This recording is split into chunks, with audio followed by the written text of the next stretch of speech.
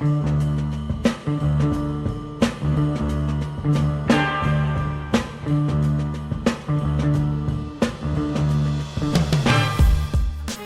everybody. My name is Alexander.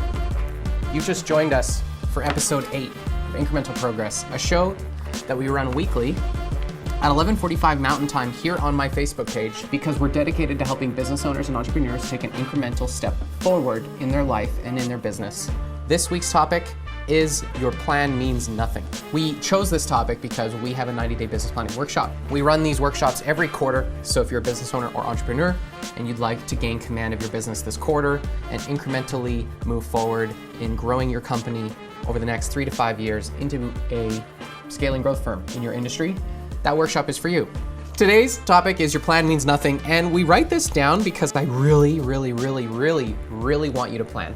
I really want you to plan your life. I would love it if you planned your day. I would settle for you to plan the next 60 minutes. How can there be a higher priority than determining one's own most fulfilling and inspired and productive priorities? Planning is effectively prioritization. There's ways to plan well, and there's ways to plan not well. It's really just a commitment to mastery that leads to a willingness to plan, because planning is a lot like exercise in that we have to take you to the boundary of your vision and expand into the unknown and problem solve ahead of time. I have a mentor, Dr. John DeMartini, who made up this word called rephecy to go along with prophecy. Many of you are familiar with the concept of a prophet, someone who can predict the future, okay? But all of us are rephets. Rephecy means to be in the past, basically. So a prophecy of the past is to remember and to learn from your history.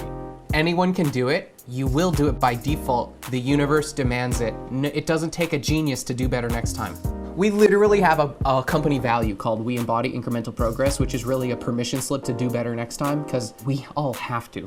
You're never gonna escape learning from the experiences of life, all right? But for most people, rephecy is like how they operate, learn, and transform and evolve in their life. It's just how it is. Most people learn from experience. You know, foresight, what is it? Hindsight is always 20/20, all that type of crap. That's just an approach that says, I'm effective at learning from what has already occurred in my life. Here's the question. How effective can you become in learning before it happens in your life? There's an axiom, luck is preparation meeting opportunity. This lesson is evident, it's sitting right in front of you, and hopefully today we're gonna break down some of the concepts that are gonna make it more applicable for you, okay? Because most people think that this is an amorphous thing. It's like you become a person who is prioritized. You just have characteristics that enable you to sometimes be planning and other times be responding to your environment. The plan never works all the way you think it will, but by planning and by creating a plan and exploring potentialities and preparing for risks, you end up mitigating a lot of the risk and the drama and the emotional volatility and your distraction from that plan.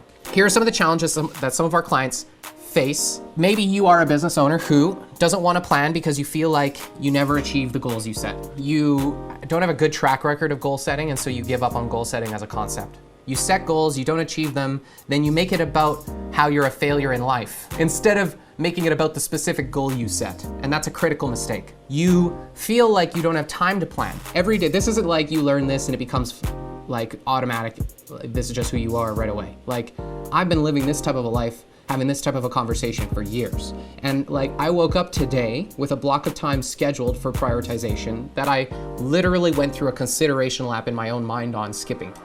I'm like, oh my God, there's so many things to do. There's so many things to do. They must be more important than planning, but they never are. They never are. Almost slipped another swear out. They almost never are a reason to skip your planning. You feel too busy, you think it's too busy, but here's the thing. I can create evidence that says if you skip those things, you're gonna be fine. That potentiality exists in your life. Maybe you wouldn't produce a meaningful plan, so you may as well not do one. So maybe you're disconnected from purpose. Maybe you're not feeling connected to what it is you think you have to plan in your life. Maybe you have a sense of sequencing or an order of operations or a life roadmap where you've just got one big thing out of order with another big thing that renders your sense of certainty limp. Maybe you don't feel certain about anything in life because you just haven't zoomed out far enough to realize your life order of operations is kind of out of whack. If you think about it, if we scale up the concept of things you can get done into like businesses or huge life decisions, develop a long-term committed relationship and marriage and travel the world together. That's a big ass concept. Build a business. That's a big ass concept. Maybe you've got acquire assets and property and live out some travel lifestyle. That's a big ass concept. You can only fit so many of those big ass concepts in your life, and maybe you've got a couple of them out of order. Or maybe one of them is an injection from an authority figure. And so you set goals towards that, you don't get them, or you don't feel like you're connected to it. You can't just bring yourself to plan, because you're like, why write things down? I write it down, it doesn't make me feel good. Or you're like, I need customers, I need money, I'm desperate, I'm not planning. I can only see this far ahead of me. That's a thing that happens. Your amygdala activates, you have some stress response, some fight or flight, some perceived challenge, and the time and space horizons in your mind go from wherever they are to this. Like, oh my God, I can't think past the end of the week. Oh my God, I can't think past tomorrow. Oh my God, until this one critical piece of information emerges in my mind. I can't just possibly think about the future. It's not available to me. I just can't see it. I feel trapped, cloistered, repressed, constrained, shut down. Your eyes are literally down around, you're hiding, right? You compress, you don't like it. There's all that stuff. Maybe you have challenge going on in your life and your feeling is that you don't want to plan. Maybe you just live your life against what you feel should happen instead of what your plan says should happen. That's a mistake. How many of you go, that doesn't feel right, I'm not gonna do it? Here's my response, it doesn't fucking matter what it feels like. Is it the right thing to do or not against the plan? Your feelings are not meaningful to me. I just don't think feelings should be part of the conversation. I think that if you're building a life of some complexity and authority, your feelings are irrelevant. In your own life, your feelings will sway you from certainty, will sway you from the plan, will sway you from your consciously defined goals. They'll sway you, so maybe you're listening to your feelings too much. Maybe it never feels like the right time to plan. I follow Joe Dispenza. He's pretty clear. If you feel anxious, you're probably gonna have anxious thoughts. And if you have anxious thoughts, they're gonna make you feel anxious. It's a bit of a loop. So if you feel busy, if you feel rushed, if you feel deprioritized, you're likely gonna act in a deprioritized, feeling-centered way. If you wait for the feeling to predicate the planning, the feeling will never come. If you wait for the money to start saving, the savings will never come. If you wait for social recognition before you invest in your social influence, your social recognition will never come. If you wait for something to happen in your life, instead of building a plan based on the resources at your disposal, you're allowing your life to be predicated on the literally random and chaotic inputs of the entire universe. Your life could be 1,000,000 times better if all you did was have a plan. You put some foresight into it instead of hindsight, and you end up with more productive results than you would if you didn't. Let's dive into how you can actually do this. Let's dive into what you can do to get over this, because planning needs to be a discipline, which is why we started this whole thing with the context and the concept for this show. Your plan means nothing. That comes from a quote, I think it was by Henry Ford, that your plan means nothing, but the planning is everything. And I'm gonna tell you why on today's episode. Let's discuss how incremental progress can lead to punctuated results. I did a live stream on Saturday talking about how the theory of constraints can be applied to prioritization in a way that will help you zero in on what to work on in your life and how to identify that you're actually working on things that when you've completed them all will achieve a significant punctuated step forward. So people spend most of their lives in an event-based psychology or an action-based psychology. And so I just want to define a couple concepts. Basically, you can do something once in a linear term, do it once, or you can do it many times. First, you have to remember to do it, then you have to actually do it. Then you have to remember to do it, then you have to actually do it. Then you have to remember to do it, then you have to actually do it. You are the machine. The garbage needs to be emptied. So you perform an action called empty the garbage. That's one way to look at the world. That's a very simple way to look at the world. I observe the thing that needs to be done. Let's do that thing that needs to be done. Work. Now, you can observe the garbage needs to be done, but instead of doing it, you can build a system that guarantees it. So you can only move your effort in kind of two directions in life. You can run energy through a system, or you can put energy into building a system. Both options are available to you at any given time. Something needs to be done. You can either do a lap inside the system, or you can do a part of the system that you're in, or you're outside of the system observing the failure of that system as a whole. The law of constraints says that in any system, which everything is a system, there are two or more major components. One is an active component, and one is a passive component. The passive component acts as a governor on the active component. So let me give you an example. You can go out into the world as a salesperson engaged in lead generation. And in theory, because you're a salesperson engaging in lead generation, we have command of this active system. I can add salespeople. I can add lead systems, straight up training. I can make them more efficient, more activities or more efficient activities to the sales staff that we have. I can do a lot of stuff to accelerate the pace of this system. But there will be, and there always is, a constraint in the system that when you move beyond that constraint, your additional increments of active effort will do nothing. Here's why. These two systems are essentially a pipe. It's like kind of a torus because it's infinite, it goes in a loop. You've got a diameter of this pipe, which in terms of pi r squared increases exponentially to its radius. So the circumference equals pi r squared, correct? Half this, looking on this way, you take the radius, pi r squared equals the circumference. I increase this pipe by 1 unit, whatever the unit is. The total diameter of the pipe increases by that 1 unit. I gain an exponential increase in volume. You can increase the volume of a system, but as long as it is this volume, you can only fit X action through it. Now, maybe your pipe is complicated and there's a few steps. Maybe you have to do a thing here and do a thing here and do a thing here and do a thing here. This pipe, let's say, has a diameter of 1 inch, but in reality, there's a point on this pipe where it constrains into a valve before it opens again. Let's say there's a couple of those. Here's the deal. This entire pipe, the entire thing, it could go on to infinity pipe. The entire capacity of this pipe is constrained here and here. Maybe you've got a team of engineers walking along this pipe and they're like, oh my God, look at this section of pipe. It's red, it should be green. And you've got another team of experts over here, a marketing company being like, this section of pipe needs a decal or a logo on it for advertising. And over here, you've got a person being like, wouldn't it be great if the nozzle on this pipe was aluminum instead of fucking paper? And then you have a polymath. I am asked to be accountable to the pipe. And I'm like, that's great. You could put some advertising revenue.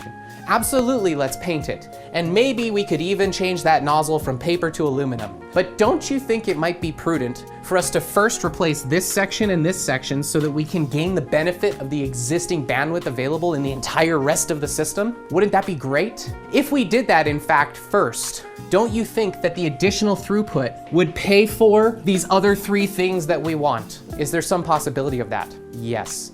And so this is the theory of constraints. Your business is this pipe. It's pipes within pipes within pipes within pipes. Every system's a pipe and every system has restraints. That was point number 1. Everything in your business, everything in your life for that matter, has a constraint. This system has 2 constraints that are equal. If you fix one constraint, should you expect a miracle?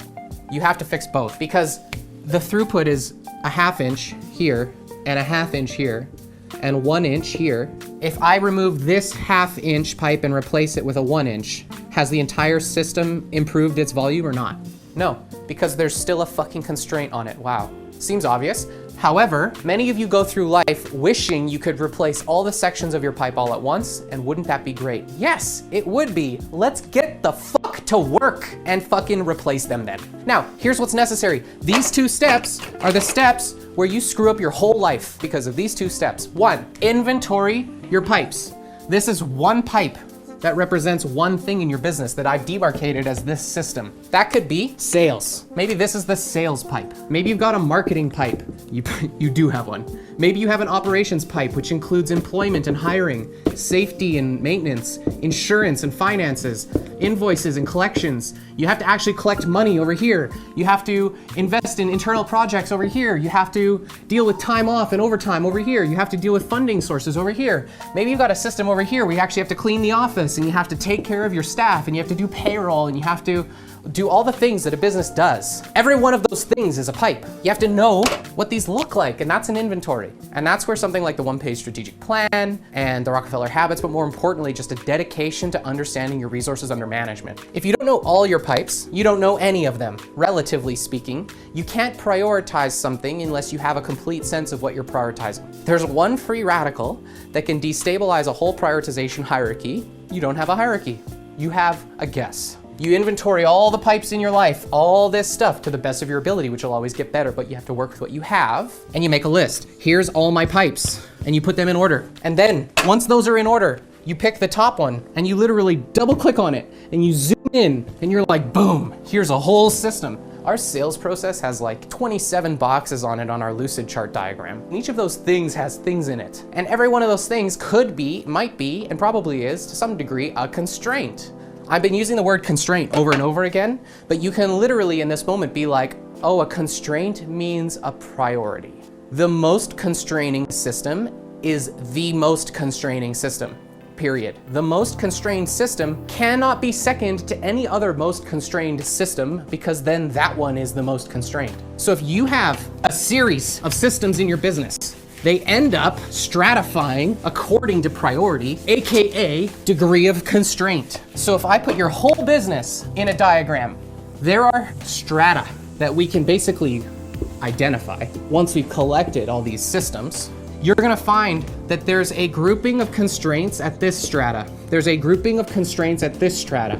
There's a grouping of constraints at this strata. And your mission is to move in a higher levels of order and organization, discipline and responsibility, and resources under management, so you can make a bigger difference in the world by effectively coordinating those resources according to some purpose you've defined, and you're moving towards that purpose in ever degrees of specificity and refinement. You're just getting better. This is essentially the pyramid of management, all right? As you become a better manager, you manage more resources. Those resources under management stratify according to their throughput in their ability to help you achieve your goals as an organization, because the entire thing's a system designed to do a thing. This whole system has inputs and outputs. It's called customers, leads, and products or services. So I have a microcosm. Inside that microcosm, there's shit you do really, really well. And you need to continue to maximize that. Because if you consider it, your perception of what constrains you can be directly aligned with your potentiality for improvement also. So maybe something you're really, really good at is also still your greatest constraint, which means you have the greatest potential to unlock that.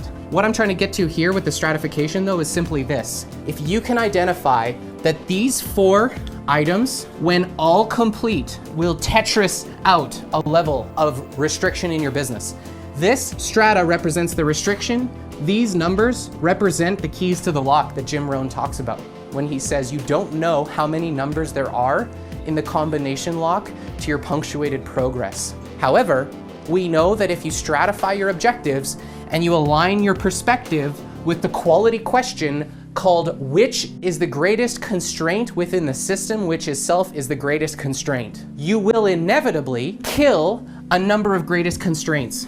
And this is what that looks like in business terms. Incremental growth, punctuated progress. That's where you make the leap. That's literally where you dissolve the ion that's been restricting you. That's your level of management, your level of influence, your level of awareness, your level of management in terms of resources under command. Making these leaps is necessary. This is how businesses grow. Businesses do not grow linearly through this. We grow in groupings and bundles of restraints, which are impacting passive systems, which restrict our active progress. Here's where that leads us to. You're a business owner obsessed with active progress. Every system in your business has active and passive components. And when you're busy and you're working harder and you're sacrificing your family and you're not spending time with people you care about, and you're addicted to short-term action, you're living in the active system, which is noble, only to the point where your work effort is congruent with your passive restriction.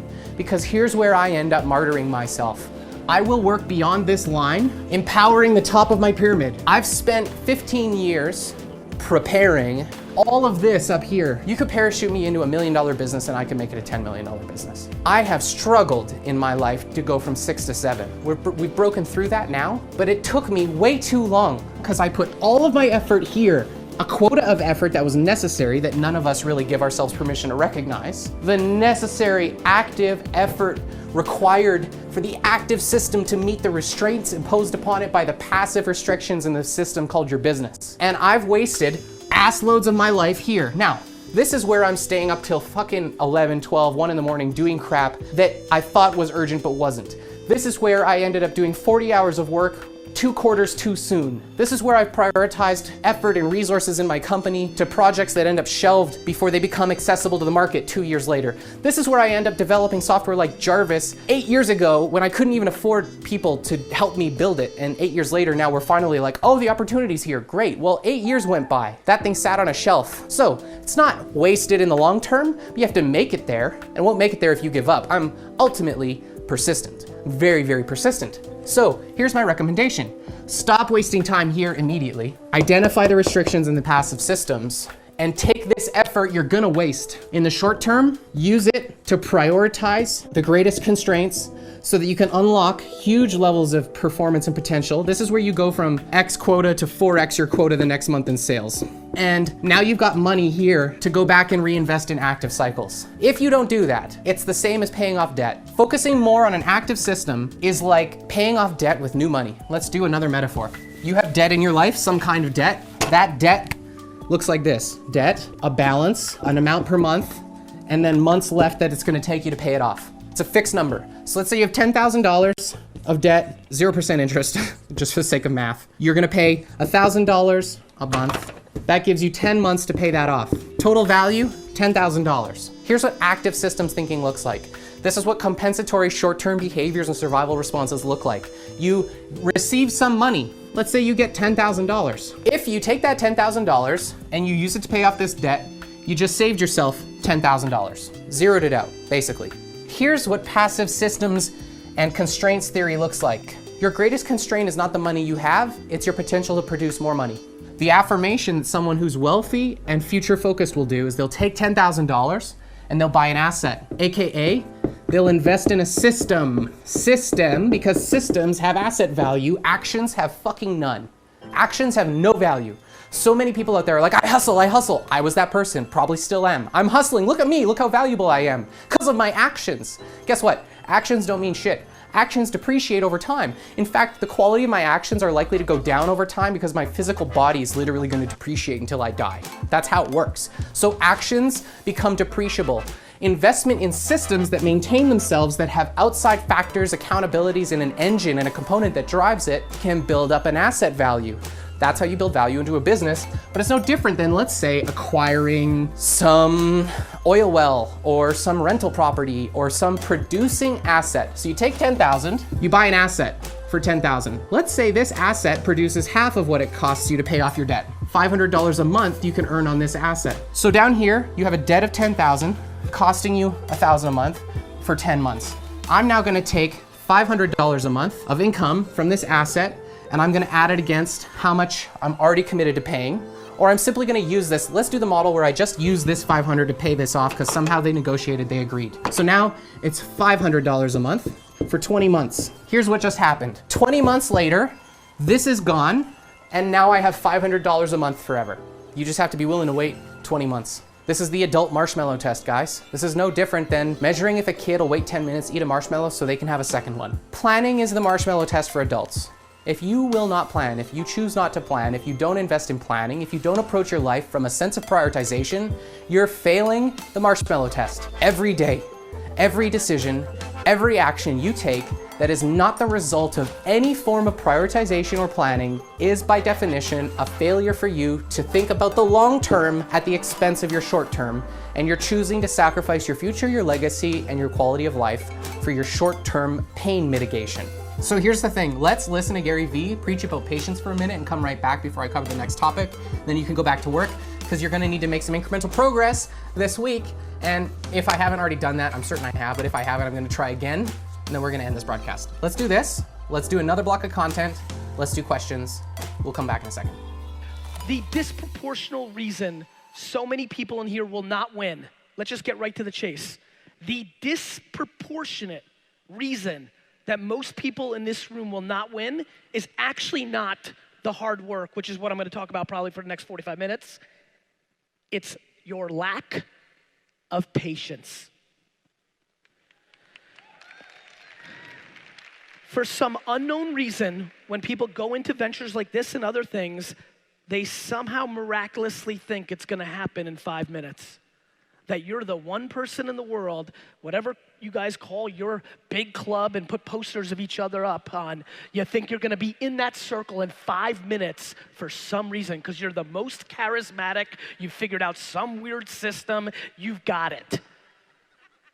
And the lack of patience is what hurts so many people. From 22 to 30 years old for 8 years, in my 20s, I worked 15 hours a day, 7 days a week in my dad's liquor store. Today, with all the things that have happened to me, I get emails on Facebook from friends I went to high school with, often starting with, Gary, you're so lucky.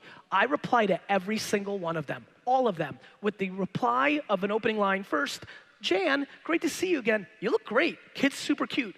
P.S.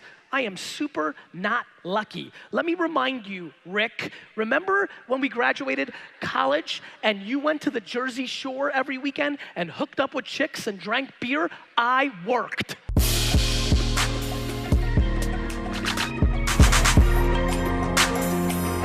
That's right, Gary. That's right. And I believe I've deserved it because I started working for my father at Shoppers Drug Mart when I was 4. I was punching a time card by the time I was 6, stocking shelves. I was working, legit working before it was legal to work. And I've worked ever since then. I started my own business when I was 12. I have put 20 years of work into my life, 20 years of incremental progress, 20 years of technologically focused incremental progress where I just approach life from the perspective that every single constraint that I come up against is worthy of attention to the degree that it helps me unlock greater potential. And I honestly find it very difficult to measure. I find it very difficult in my own life to be validated and receive validation because I'm coming at the world through the lens that there's always going to be something else broken. And I've spent a lot of years judging what I have begun to realize is one of my greatest strengths, which is I have this level of dissatisfaction. I express my dissatisfaction. I emote my dissatisfaction. And it's been a topic of introspection for me now for years of my life because I've oscillated in and out of judgment in my expression of the behavior called being dissatisfied. But what you'll see is that my dissatisfaction is equivalent to my perception of constraint. I do not like being constrained. I am impatient. I do not want to wait for you to figure out that I can help you. I don't want to wait for you to realize that you should ask me to do a sales quote. I don't want to wait for you to figure out that my scope is in or outside of your budget. I don't want to wait for you to decide it's the right thing to do to accept our scope or our proposals and move forward with working with us. I don't want to wait for us to get our project done. I don't want to wait for you to do whatever it is you're going to do with our project. I don't want to wait for the leads that you're going to get. I don't want to wait. I'm forced to fucking wait, just like you. We don't have a choice about whether or not we receive whatever it is we think we want to receive in life. I don't have any control over what form the universe takes for me today. I really don't. Random ass crazy shit happens everywhere you look. Every day something different can happen. And I can look at that and I can get attached to capital costs and I can romanticize my efforts and I can pretend that just because I did crap, it somehow has value, that somehow just because I've put time against XYZ thing, I should have it, blah, blah. It's just petty, and I'm in judgment of myself more than I am you, because I truly feel that way, and I've got a lot of practice in repressing the fuck out of that so that I can get my work done. Because I have this paradox in my life called, I love the work though. I love the work though. I love the work though. But I'm worried, is it okay to love work and be dissatisfied as fuck? I think so. I'm gonna be. And every time I'm dissatisfied, it reveals that I care a lot, that I care about my life, I care about my customers, I care about the quality of service we deliver, I care that we do a good job. It means something to me because you are a proxy in my own life for me to see what's possible, and so you have a potentiality to do that too. All you have to do is commit to a trajectory, measure your success, and try again. Your constraints are evident. They're probably your complaints. You just need to do something about them. You have to believe that if you do something about them, something will happen. You have to believe that if you simply show up and do your exercise, you're likely to lose some weight. If you drink some water, if you eat nutritious food, your body's probably going to be more supporting of you in achieving or doing whatever it is you want to do. And in the same way, showing up to the gym of business planning or life planning or simply making sense of your goals and the actions you're going to take in the next period of time, whatever that might be, the next day, the next week, the next month, the next year, will go a long way in helping you to become a prophet in your own life. Planning is simply predicting your own future and giving yourself permission to go there. And it's wisest to do that with your core values and your core identity in mind. So today I'd like to give you this step in your life for incremental progress. Just ask, am I choosing in this moment to impart some meaningless value into some moral or capital position, like you deserve something you don't have. If you don't have it, you don't deserve it. That's the truth. And the universe owes you one. And if you can just look into that and identify that you don't have that thing you say you want, or you're not achieving the goals you want, or XYZ, even though you're doing work, the universe isn't going to give you what you want just because you worked. The universe is going to give you what you want if you eliminate the constraints between you and having it. So you have to actually understand the constraints.